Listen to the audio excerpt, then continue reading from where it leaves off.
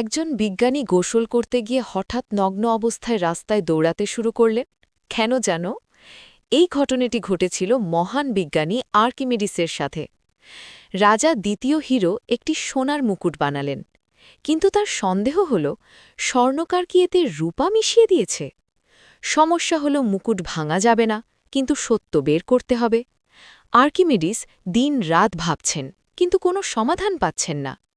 একদিন দুশ্চিন্তা নিয়ে গোসল করতে গিয়ে তিনি দেখলেন তার শরীর নামতেই পানি উপচে পড়ছে। হঠাৎই তার মাথায় বিদ্যুতের মতো বুদ্ধি এলো, পানির পরিমাণ মেপেই বোঝা যাবে মুকুট আসল না নকল।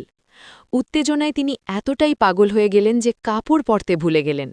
সোজা রাস্তায় দৌড়াতে দৌড়াতে চিৎকার করতে লাগলেন, ইউরেকা, ইউরেকা, আমি পেয়ে গেছি।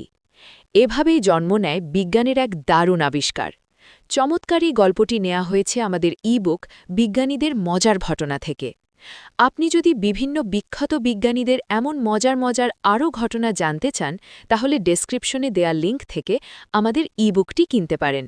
মূল্য মাত্র ৩০ টাকা, যা একটি ঝালমুড়ির থেকেও কম দাম। ধন্যবাদ।